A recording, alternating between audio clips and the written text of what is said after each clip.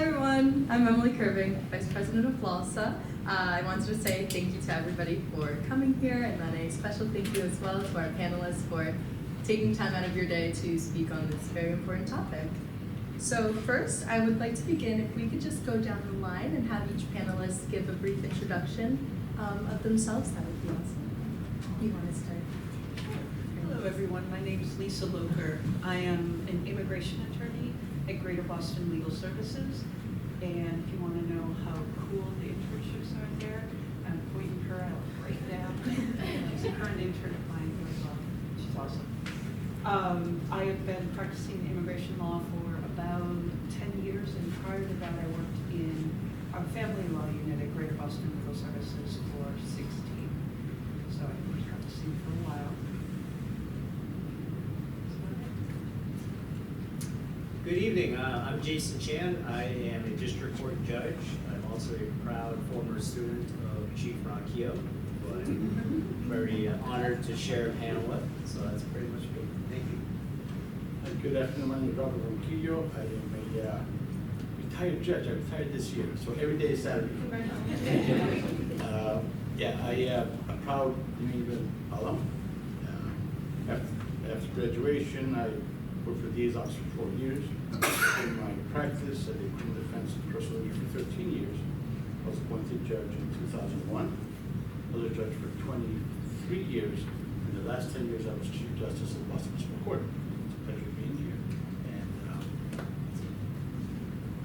Hi everyone, my name is Tara Singh. I'm a senior associate at a law firm called Hinckley Allen & Snyder. We're here downtown in Boston. My practice is predominantly white-collar defense work. I also do commercial litigation. I'm a video alum, but very happy to be here and speak with all of you. And pass it along. Hi everyone, I'm Courtney Herndon. I'm a senior associate at Mintz. I'm a patent litigator. I am a proud New England grad, class 2015. So I'm old. I have been at Mintz since 2017. Right out of law school, I clerked at the Mass Appeals Court in the SJC. Awesome, thank you so much. So then with that, we can get into the questions. These next couple of questions are going to be for all the panelists, and we can just start with Attorney Locher and then move down the line. So the first question we have is, based on your experience, how does a diverse team improve the quality and problem-solving capabilities of legal work?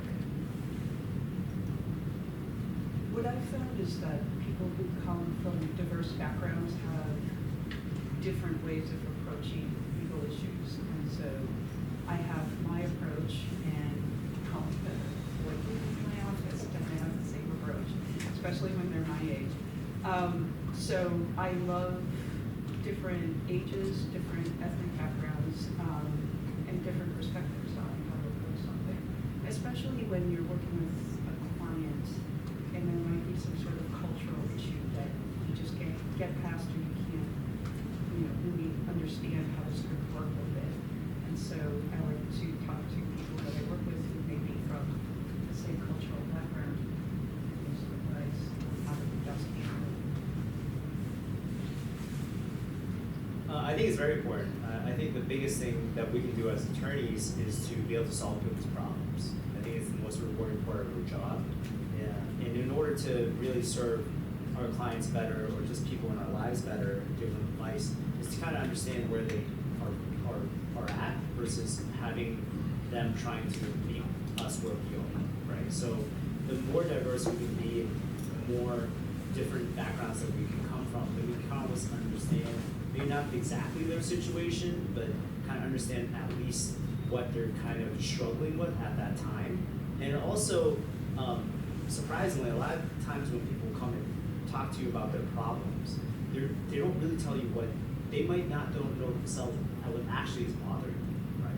So that gives you a different perspective in terms of really trying to get to the root of the issue. Because a lot of times when you're practicing law, or when you're just dealing with people, it just seems like just like a fire hydrant of information. And you need to try to understand what is important and not. And I think cultural differences, socioeconomic differences is very important to really understanding where the person currently is and what they need help with the most, right? They may have all these issues that you want to help them with, but you kind of have to prioritize for them in a way and try to have them be focused. So I think it's very powerful in that sense. The more diverse you can get, the more you can try to understand different people, different situations, and the problems are coming. I agree. I think it's a matter of perspective. We all think we know the answer, but there's many answers to a question. You know, it depends on your perspective, and it's great to know what perspectives are out there because you may be right, but are you understood? You know, and I think the diverse team helps to relay the information differently based on their experiences, their backgrounds, etc. As a result, I think finding out, you know, who, in a diverse team, who's the best one to be the point on that, you know, depending on what the issue is, you know, who can communicate with the opposition better or even the client better. And I think, and that makes us better lawyers, it allows us to get better service, it allows the client or even the opposition the opportunity to see that that as a system we make efforts, you know, to include everyone. I think that's very, very, very important. So I think it's a matter of just improving perspective on us as lawyers and the justice system. I agree with everything that's been said. I just to give an example that stuck with me throughout my career. I was a paralegal with DOJ, and I remember, so this was on the prosecution side before I did defense work. A situation where it was the night before trial, and one of the defendants decided he was going to cooperate. English was not his first language, but obviously with him going to be taking the stand the next day, we were working with him about his testimony.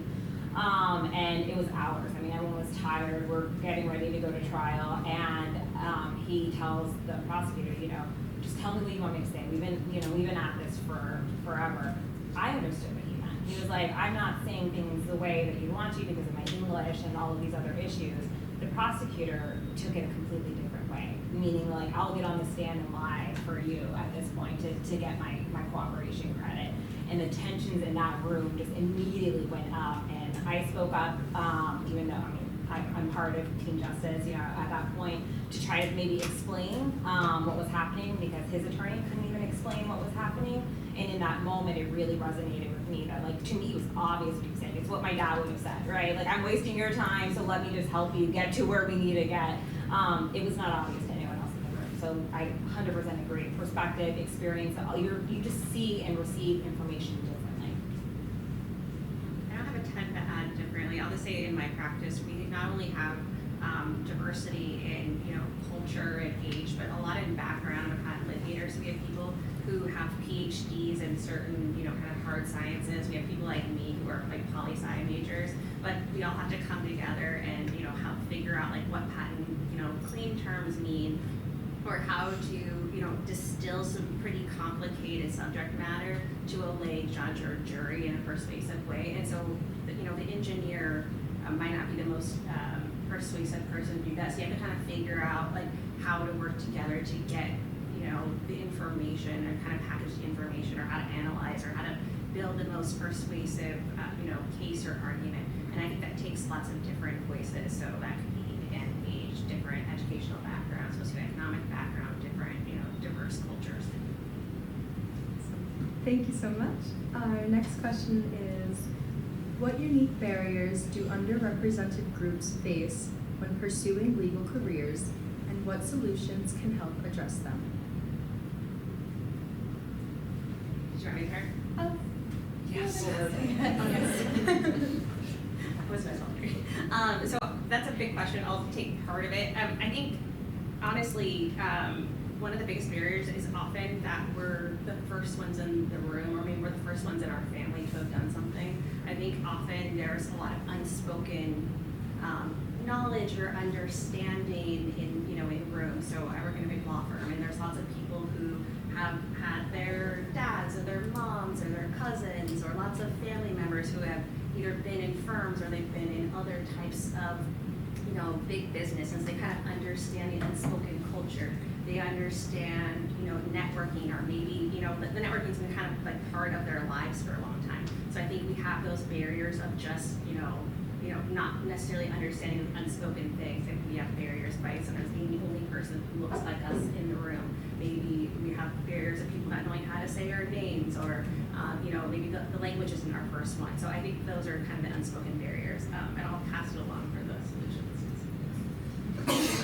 My solution is there just needs to be more of us, right? That's like how you gap it. So the fact that, everyone in this room is pursuing a legal education, like this is exactly what we need to move the needle. And I mean, 100% agree. There is such a gap between learning law and then actually practicing law, and it doesn't matter what setting you're in, whether you go government, whether you go law firm. I mean, I can only speak to the law firm because that's what I did immediately out of law school and where I've been. And it was like partners were speaking another language. I don't golf, I don't go to country clubs, I don't go to tennis. It was just, the worlds were not aligned in any way. So I think you have to find other ways to connect with people, and I mean, you do it on a daily basis, so just really leaning into what you already know has helped serve me well, and eventually the other stuff really doesn't matter. I agree with that. I would also add that I think there's a pressure of being kind of the only one in the room that looks like us, and being comfortable with that.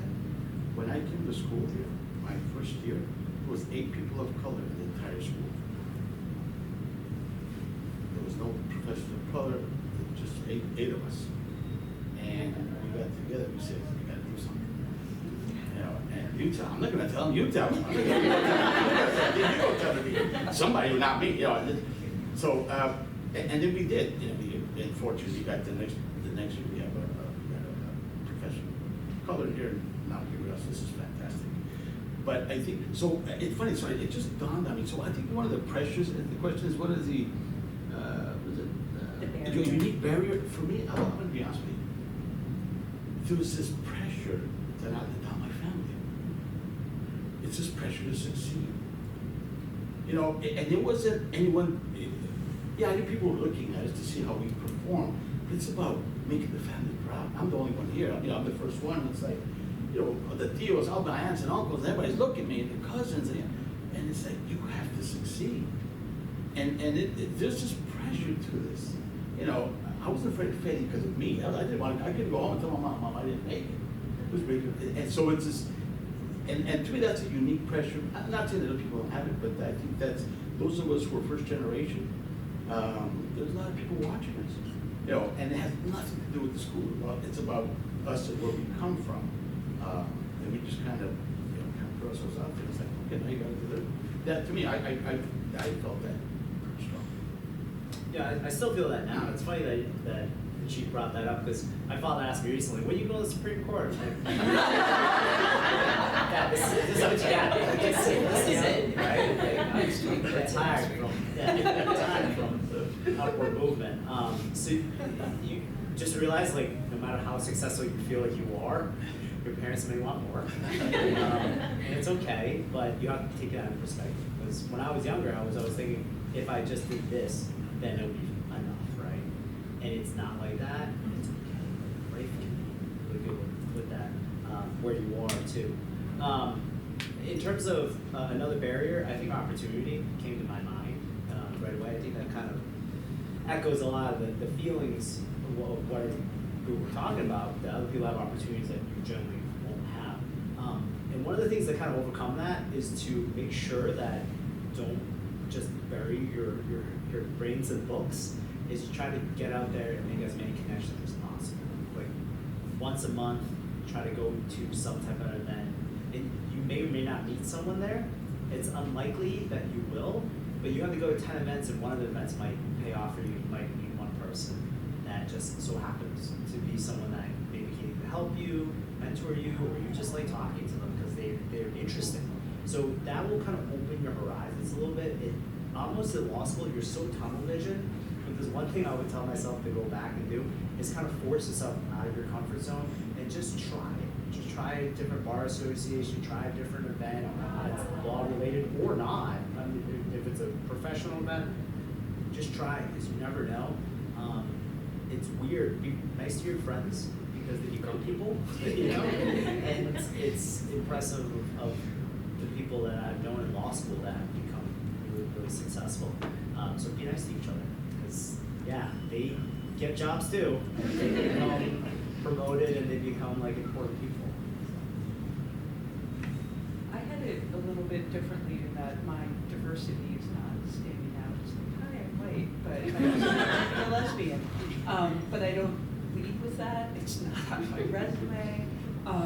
And most of the time I find that, you know, when I was interviewing, which was a very long time ago for jobs, I didn't have that issue. But what I did find was that the way I related to people of color was really pointed out to me, and how sometimes I treated people differently, and I worked so hard on it, and then I realized I still approach it that way at times. I was working late, went to talk to another attorney I know, and she was in her office speaking with this African woman. And my immediate thought was, oh, I'm sorry, you're meeting with a client. And then I realized, no, actually, it was a new attorney we had hired. But my immediate thought was, oh, African-American woman, legal services, she must be a client. And that was really eye-opening to me, because that was just within the past 6 months. And what I did was I called myself out on it, and I apologized to the attorney and said, I'm very sorry for making that assumption. And then I was talking with some of my coworkers, and we talked about how we need to be more aware of this and call each other out. And it's also helpful that I've been at GBLS, Greater Boston Legal Services, forever, so I'm not new, so I can actually call it out with people I work with without feeling, you know, I'm not a legal attorney that has to sort of feel my way around. I've been there forever. They know who I am, so I'm like, yeah, don't do that. Don't do that.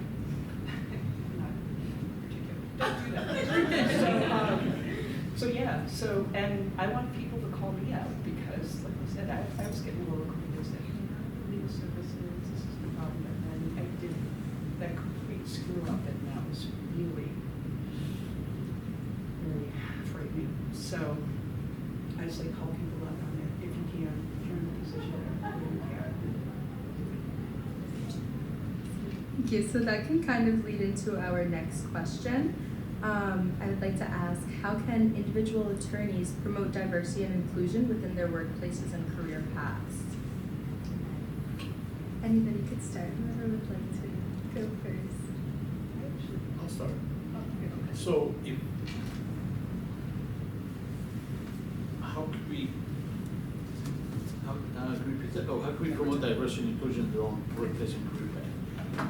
So I think refer people to the job opportunities. You know, it's all about relationships. It's all about, you can be the smartest person in class. If nobody likes you, you're gonna starve to death. Really, people gotta like you. So if there's a job opportunity, or if you're looking for work, ask for it. You know, if there's someone that does an internship, and tell 3 of your friends, 4 of your friends that come to practice, let's apply. You may not get it, but if one of them does, you know, you're gonna get angry at them, but happy for them. And that's okay. And that's okay, but one of us gets in. You know, go to the Mass Bar Association Law Student Division. You know, they've got a lot of opportunities. The Boston Bar Association Law Student Division, they have a lot of opportunities. And that's it. So I think it's, if we just kind of overwhelm them with numbers, I think odds are our numbers will increase. You know, I mean, and as crazy as it sounds, I think we just need to increase the pool of qualified candidates. Those words, many years, a lot of people of color tried to be judges. When I came on in 2001, there was 11 Latino judges in Massachusetts. Today, 23 years later, there's 13. It's a slow process.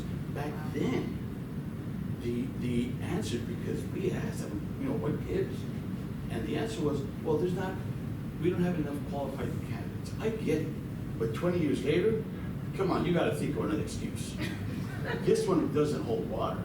You know, again, so I tell the lawyers who appear before me, I say, apply. Well, I'm going to get it. Yeah, you won't get it the first time or the second time or the third time, but the fourth time you will. There was one judge in one of the courts, I'm not sure which department it was, and I tell you, I respect this person. I applied 11 times, and it is an incredibly difficult process. And they got on the bench. So I respect that tenacity. All that to say that, yeah, we just got to overwhelm the numbers. We're here. We're just kind of too timid to make noise. I'll talk about it a little bit from the firm perspective, because I'm on my firm's DEI committee, and it's amazing when you're in these meetings how the conversation is going, right? Like, there are things that, at least to me, are so obvious of what we could be doing. And one of the topics that came up was, they were talking about crediting people for their marketing hours and having it count towards their annual goal, right? In a firm, you have to hit so many hours every year, and that's what bonus and comp and everything is like the measure by which all associates are evaluated by. And I was like, well, if we're doing a full revamp, then we should consider time that's spent towards diversity and inclusion efforts as part of it. And was met with a little bit of resistance at first, and then to your point, I went and looked at every other law firm in the area that is giving associates credits for certain hours, wrote a whole email about it saying, because I mean, this is one way that law firms operate, they want to know what the competition is doing, right? Because otherwise associates can go to these other places, send it off, and you have to do it. I was more senior, I probably wouldn't have done this as a first year or second year. And gave them the information they needed to actually take this request seriously, and it is now part of our policy. So I think it's really important when you see those gaps that are affecting you, your bottom line, how you're being evaluated, that you speak up. And if you don't feel comfortable to speak up, find a mentor or a sponsor or someone who can help, relay that message to the powers that be, because it does impact you. You see it, they might not see it, but that's why it's important that your voice is at the table. So I'm also from the firm perspective, and I think similarly but slightly different. So I think there's a diversity tax in firms, and I think in lots of workplaces, and I just tried to at a certain point use it to my advantage. Like, as a first year associate who knew absolutely nothing, I was being asked to interview people without any training whatsoever. And after in December of 2020, after the murder of George Floyd, my firm really had kind of had a lot of introspection and a lot of conversations with the Black attorneys, with firm leadership about some goals that we had and some changes that we need to make. And so the managing partner of the firm was on a Zoom with all the Black attorneys, and we fit on one screen, of course, at the time, which is fun. But we were talking about recruiting, and another associate who was at my level, I think we were mid-levels at the time, and he was talking about how frustrating it was for him. He was in litigation, and he was in these hiring team meetings, and they were discussing candidates, and he felt like the people that he was putting forth weren't getting kind of the same kind of consideration, and he was kind of banging his head up against the wall. And I was thinking, I just didn't get a chance to speak, but I was like, wow, I'm jealous he was in the room. I'm doing the interviews, but I'm not even in the conversations. And so I'm not sure how I had the gumption, must have been in a fever dream, but I reached out to the managing partner of the firm and kind of said the same thing, was like, hey, I was actually pretty jealous of this person's frustration because I'm not even in the room. And then, I got on our we do section-based hiring, but I got on our section's hiring committee, and I've been, pretty, I've been on the hiring committee the whole time, but I've been very vocal about championing candidates of color. I mean, I think it's selfishly, I get to help pick the people I work with, but but I'm really involved in recruiting from first years on, but I think it's not just about recruiting, it's about retention too. So you can't just get people in the door to make sure that they still have work, they feel comfortable in the workplace. And so as a more senior person, you have to look out and make sure that you're giving work to people equally, that you're making sure that that everyone feels supported, especially the more junior attorneys of color. And so I think it's you have to kind of keep working at it. I would say getting on the hiring committee is huge, absolutely huge, especially in legal services. We have a group of people, and nobody really wants to do it because it's very onerous, it takes up a lot of time, and it doesn't matter whether you get credits or not, because we just work. So once I got on the hiring committee and I could see all of the resumes coming in, I had a lot more power in determining who we were even going to interview. And that was awesome. That person. And, saying that we need diverse people to reflect who it is that we're representing, and And so that is absolutely, you know, when you say they're not, you say they weren't experienced enough? Oh, they're Or- not the candidates of qualified candidates. That's it. They were not qualified yet. So we decided that one of the qualifications that's, you know, very important is be diverse. You know, come from an unusual background, and that's a plus. And so since we've made that switch, I think we've hired a lot more people from varying backgrounds, which has really helped us in terms of, you know, getting along with the communities that we're trying to connect with. Yeah, the thing I would say is mentorship. I think that's big. If I had to go back and change, probably not the best thing to say in a law school, but like your third year really should be a mentorship year, and it should be more practical, I feel like. Because you get this law license, you take this exam, and you're like, I don't know how to practice the area of law that I'm interested in at all, right? And it's like really weird because life is not multiple choice at all. Like it's you have to make judgment calls, you have to do a lot of these things.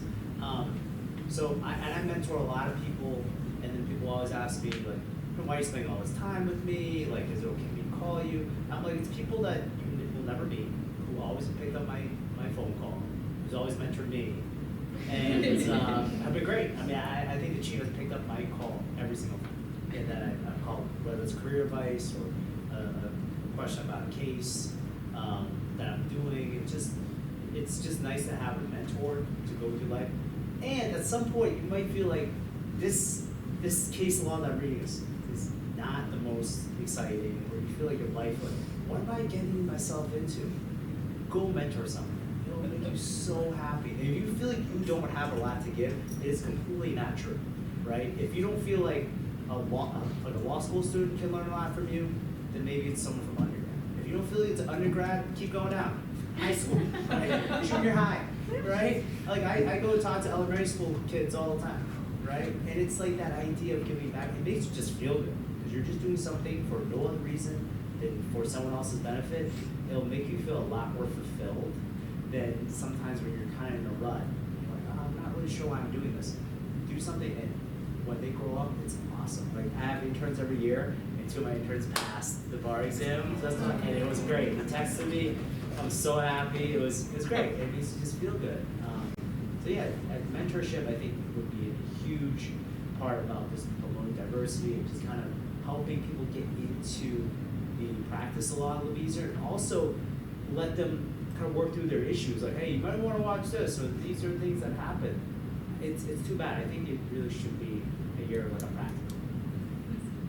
So kind of piggybacking off of what Judge Chan was just saying about mentorship, the next question is, how can mentorship and sponsorship programs better support individuals from underrepresented backgrounds in advancing their legal careers? Whoever would like to start.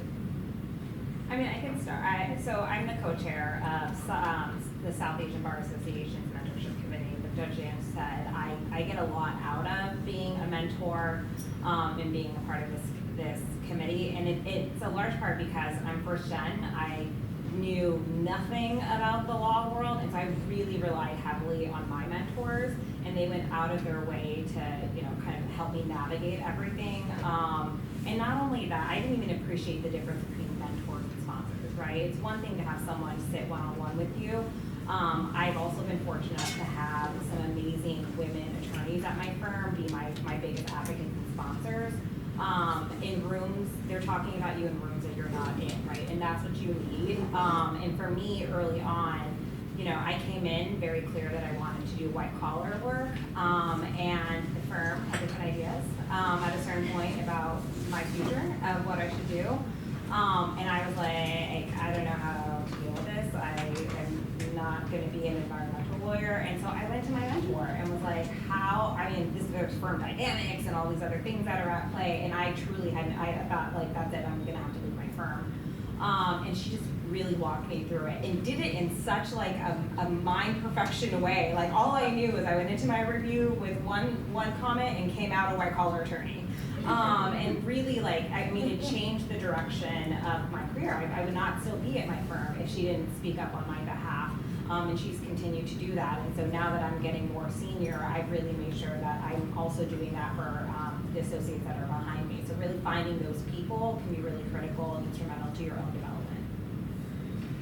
I absolutely agree. I think some of my, best mentors haven't necessarily been the ones who have been assigned to me. I mean, some of them have been great too.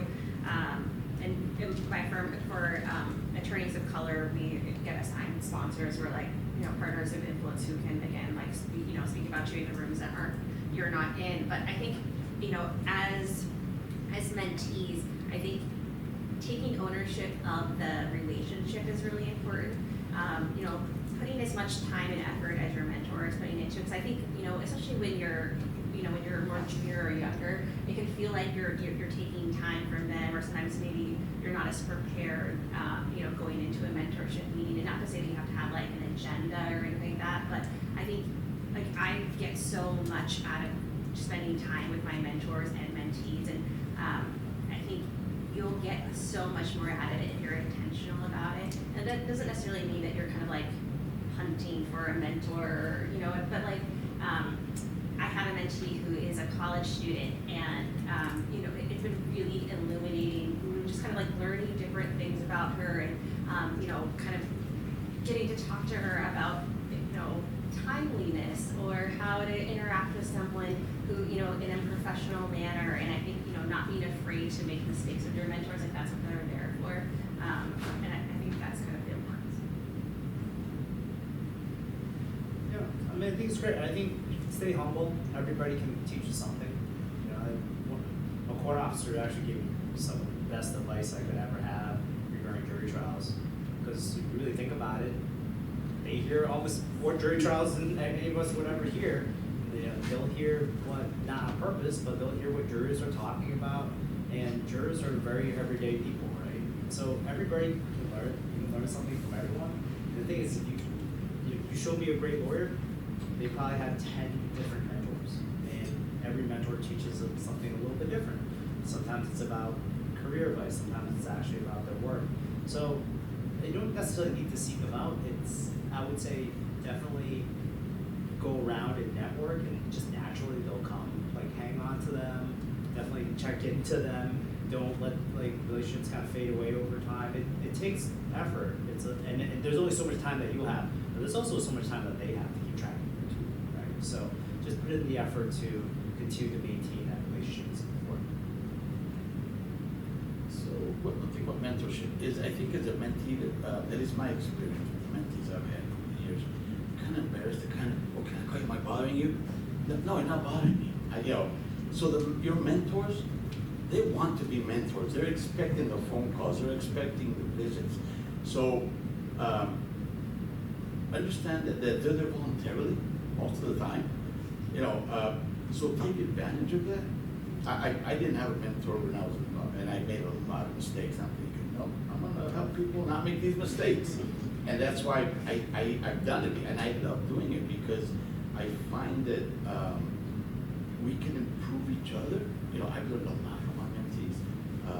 And the other piece is, if you want a mentor, you need to ask.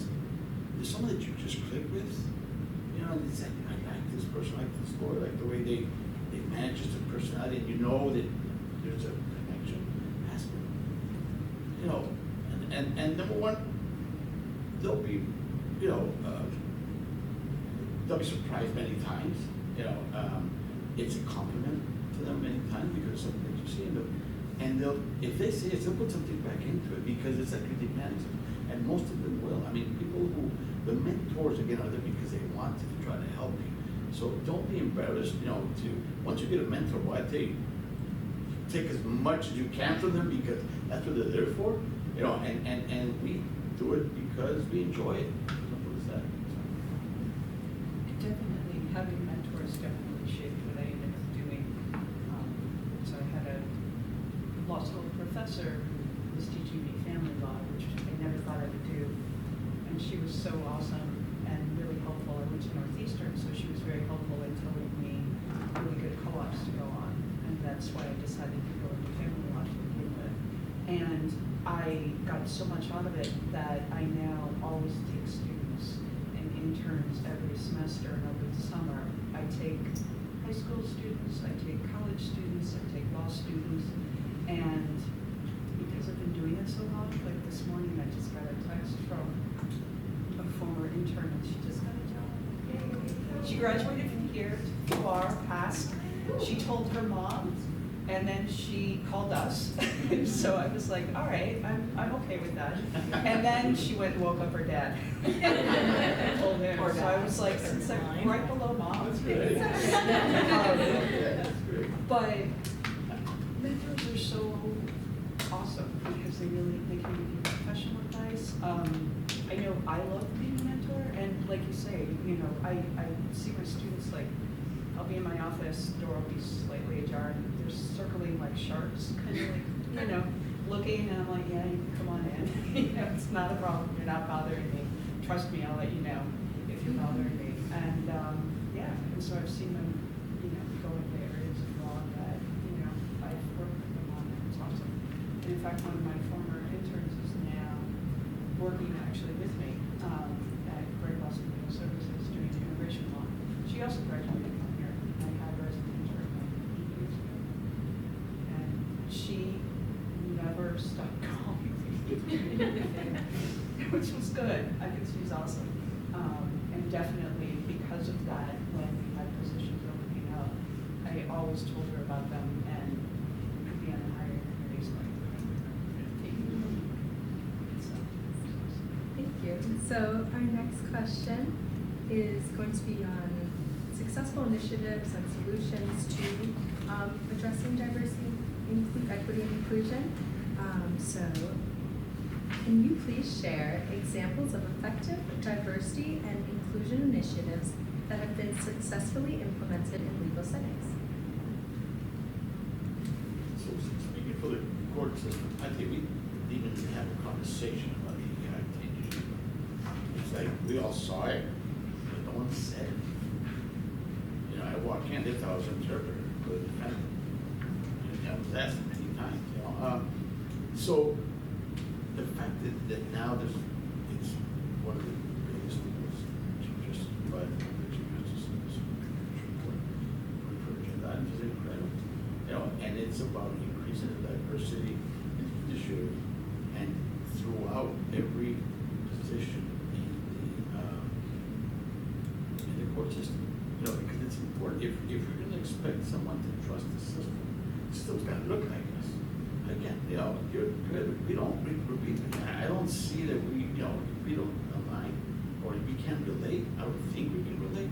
It's going to be hard for me to trust somebody, and I think that's kind of where we're taking it. And I think now the judiciary is looking at, in order for us to be able to really get the trust of the people that are working for us, we need to learn that. And there are a lot of issues. There's a signature common experience that we do, where there's a DEI directive now for the trial court, and they go to different courts, and it's mandatory training for everybody, including judges, and they're opening. This is one of the ones that I've said. Someone comes in, and two people start speaking Spanish. One is a clerk, like in the clerk's office, someone in public that speaks Spanish. And they said, how do you guys feel about that? What did they say? I don't know.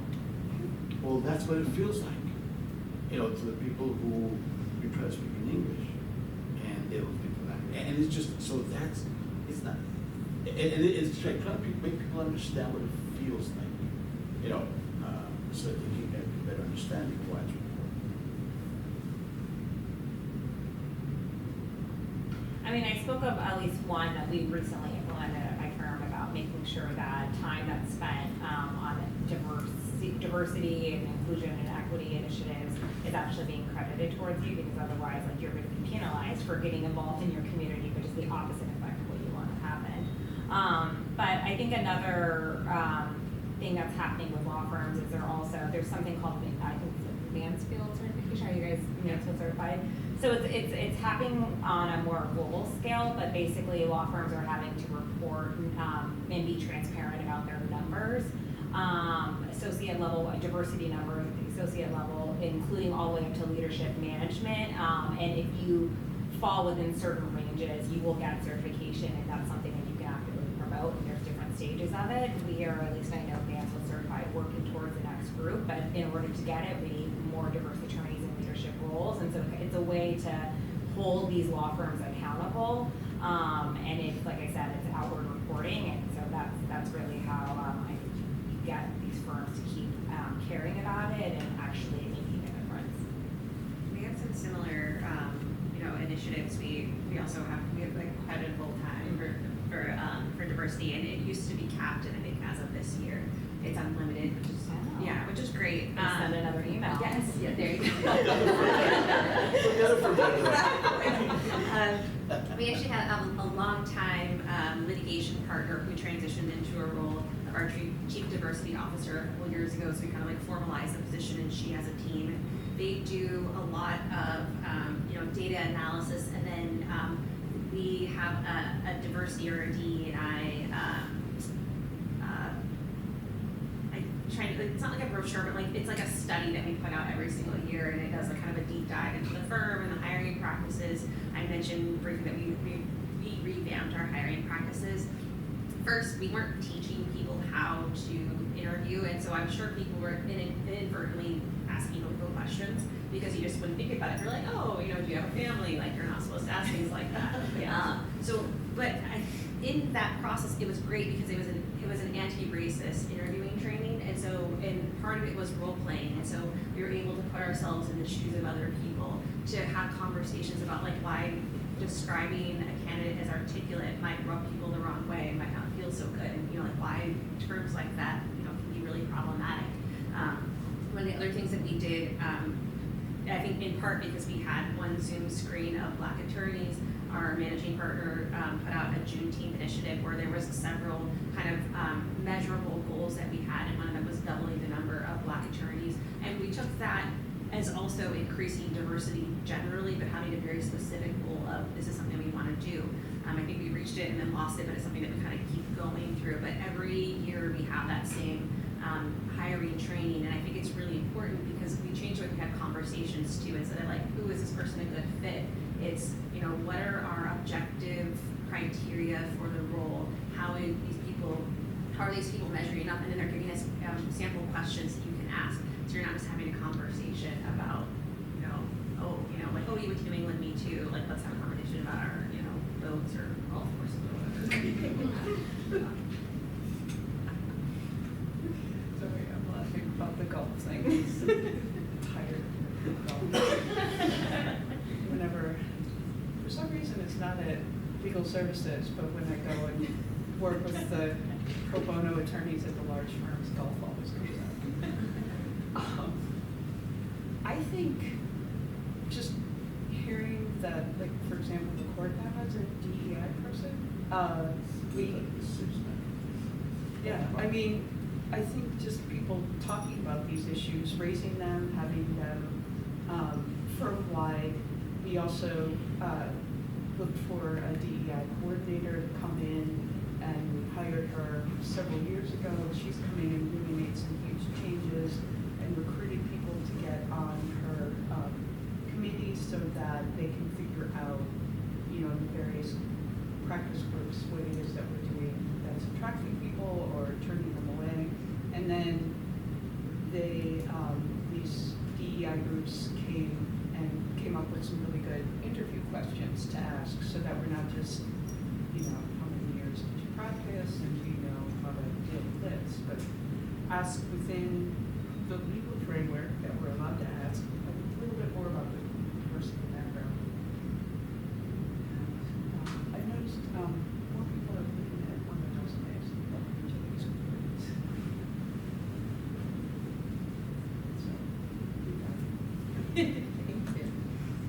Alrighty, so next I'm going to ask questions specific to each panelist. So I will start with Attorney Herndon. Your extensive work in intellectual property litigation, along with your efforts to recruit and mentor diverse attorneys, gives you a broad view of diversity challenges in both the courtroom and law firm settings. What strategies can law firms adopt to improve the recruitment and retention of minority attorneys, particularly in specialized areas like IP litigation? So I think I talked about this a bit, but I think one of the big misconceptions, well, somewhat misconceptions about practice areas like IP litigation is that you have to come to the table with like a hard science degree. It can be really hard to get in the door without one, but you absolutely don't need one to be successful in the industry. But I think we have to be more open about seeking out more diverse people, and I think we have to start in undergrad. I think we have, or maybe actually younger, because I think we have to keep kids of color and more diverse people interested in STEM. I think we have to have more people who look like them in the role so they can see it. I think you have to have strong mentors, because it can be hard to go into a room, especially when I was the only Black IP attorney at our entire firm from 2017 to 2020, and I was non-technical, so that was super fun. And I had other skills that I could bring to the table, but I had to finally learn that I had to stop kind of bringing my hat in hand and being like, oh, well, I don't have a technical background, and I just used to joke that my technical background was political science, like that was my hard science background. And then I realized it can be kind of a superpower, right? Often the engineer is probably not the best person to talk to the lay judge or lay jury, probably not the best person to distill down those complicated, legal terms or scientific terms. And so, being the translator, whether that was in oral advocacy or written advocacy, was a way, for me to kind of shine. And also I could work on any case. So I think it's, figuring out a way to have your superpower, but also you have to, find people with buy-in. And so I think that's the retention part, right? Like you can't just bring people into the practice area and not give them support and then, allow them to wash out. It's something that our group, I think it's still a work in progress. They've been pretty successful in finding people who just kind of get thrown into the deep end of the pool, but that's not how everyone works. And so it's really about giving people multiple chances, not saying, oh, I gave this young attorney an assignment and they messed it up, so I'm never going back to them again. And I think, you have to really keep trying and really keep working. Thank you so much. Attorney Locher, this next question's for you. Your extensive experience representing survivors of domestic violence in both family law and immigration highlights your commitment to advocating for marginalized communities.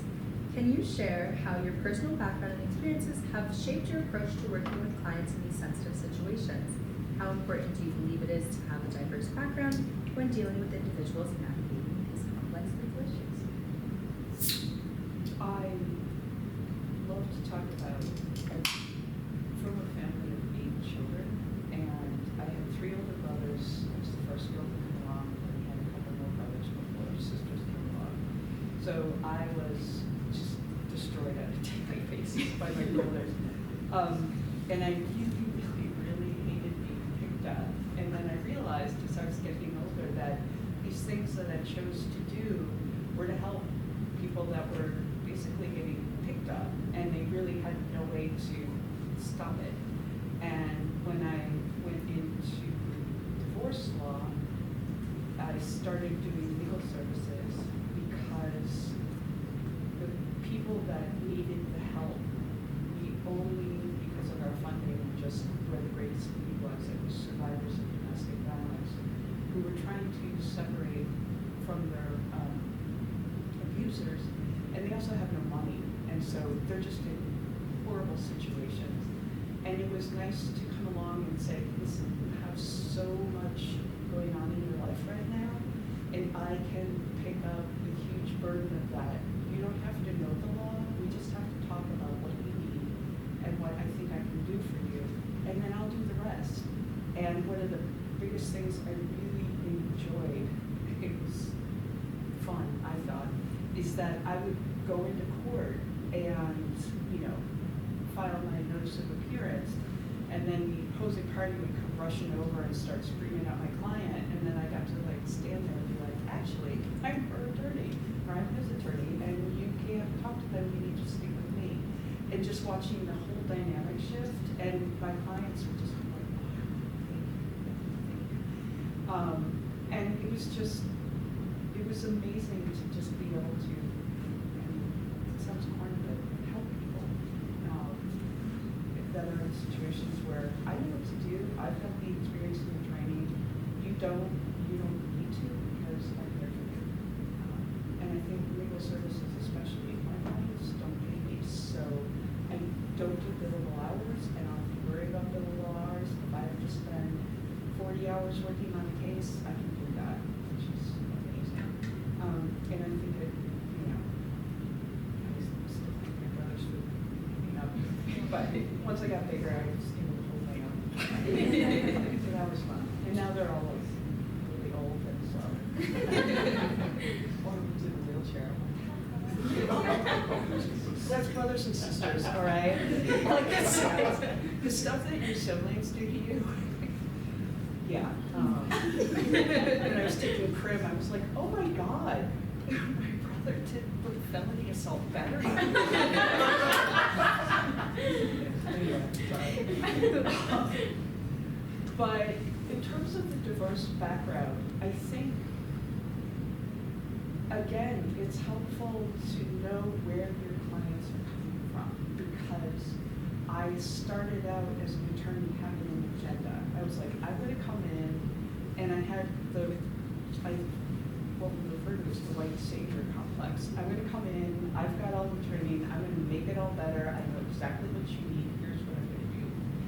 And then I realized very quickly that maybe that wasn't the best way to approach the situation. And I remember representing a woman who was in an incredibly abusive relationship, but she did not want to get a divorce, she wanted a legal separation. And through long talks with her, I learned, because of family background and religious issues, and the fact, that they have children, that just wasn't an option for her at all. And we normally don't do legal separations, we do divorces because it's cleaner, and I thought, this is where a divorce legally would probably be better, but it's not helping the client. It's me imposing what I think is better on her. So we discussed all the options. I explained to her the legal ramifications of the two. She chose to do a legal separation, and it was funny because the judge was really, really, really pushing for a divorce. The other side was pro se, and he didn't know how to move the divorce along. So the judge actually said to me that I needed to get the divorce moving, and I was like, nope. And then I got an earful from the judge, and I was like, that is not what my client wants, and so I'm not going to do it. So we got the legal separation, and I got the judge really very angry at me, but she's no one like that. So. Thank you. Alrighty, my next question is for Attorney Singh. As someone who has successfully navigated the legal landscape as a first-generation college and law student, what specific advice would you give to future law students from diverse backgrounds, particularly those who are also first-generation? How can they leverage their unique experiences to succeed in their legal careers? So I have so many lessons learned, right? I basically tell law students not do any of the things that I did when I was coming up. Mentorship is really important, which I've already talked about. The one thing that I am thankful that I did, because I think it was really helpful for figuring out the type of law that I'm interested in, is I took any internship I could find. And I hated all of them except for one.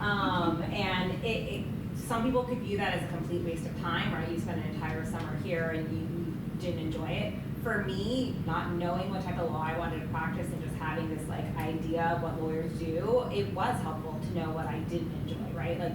This profession is hard, it's demanding, and if you're spending the entire day doing a type of law that you don't even enjoy doing, it just makes it that much harder. So I really tell people to take advantage of opportunities to intern, go shadow someone for a day or a week or whatever it is.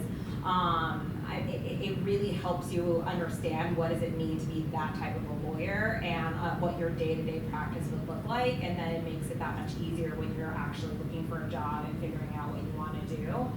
The other thing that I think is really important, when I first started, I thought, like you said, like, people don't get involved. I didn't get involved. I thought all that mattered was I gotta do good work for my clients, for the partners that I'm working with.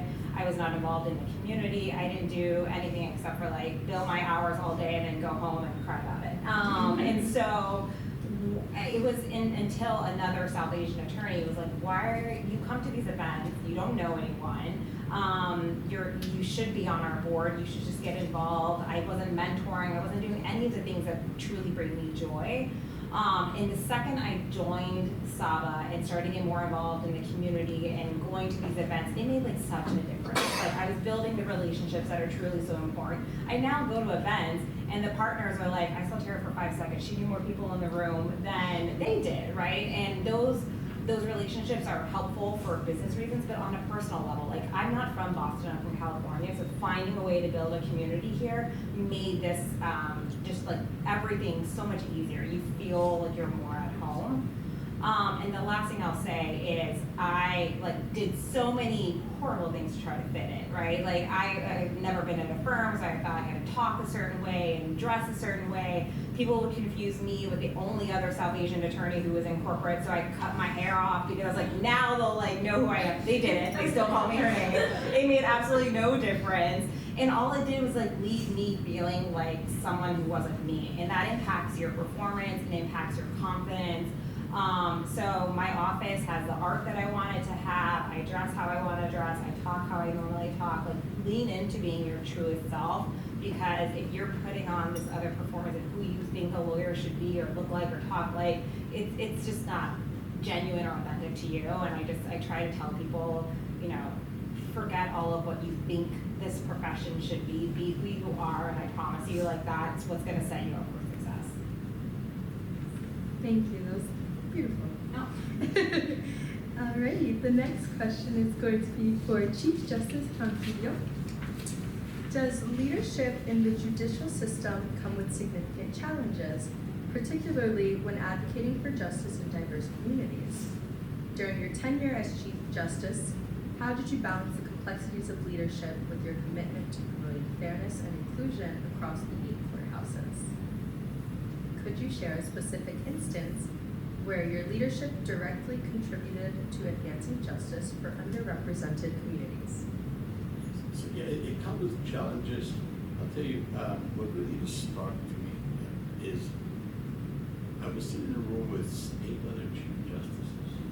We're all white. I was the only one on my TV. And they're trying to figure out what to do for the minority communities.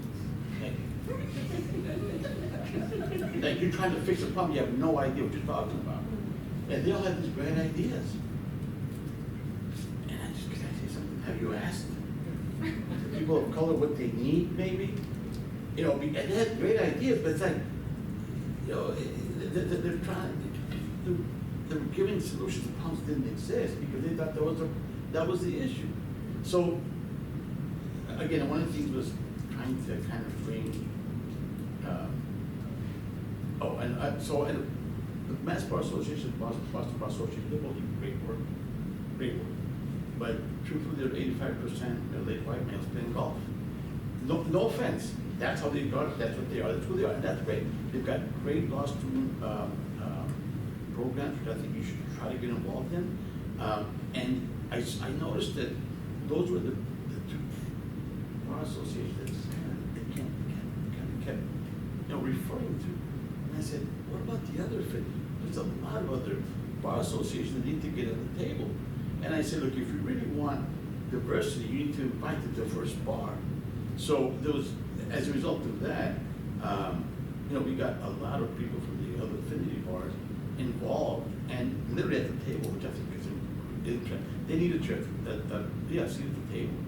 And unless, and they never thought about it. And there's at least 5, 6 other, bar associations, not the affinity bar association, that now sit regularly on a lot of the committees of the SJC and the trial court. Just because, again, and it wasn't that they intentionally excluded them, they just never thought, maybe we should ask what they need or what we can do to help. That's one thing. The other thing is that the good thing about being Chief Justice, you kind of tell people what to do and can I ask them. So whenever anybody would call me for an internship, I said, yeah, come on. I never said no to an intern, ever.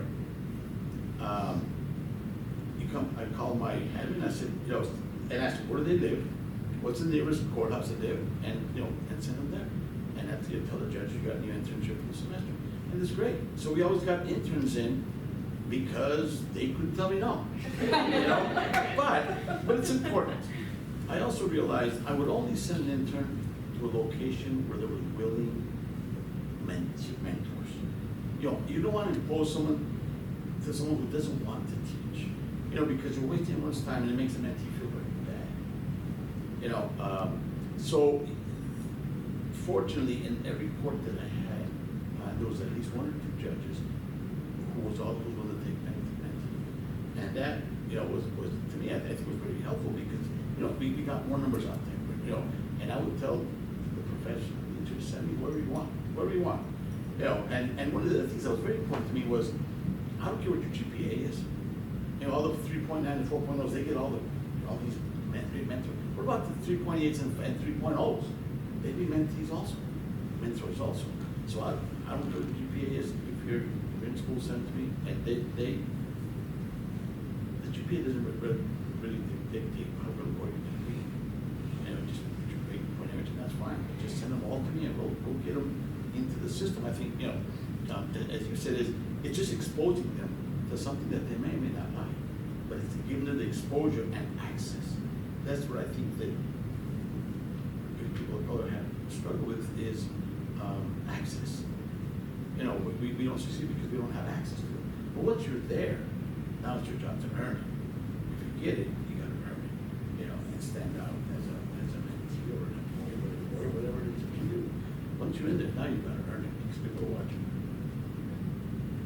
Absolutely.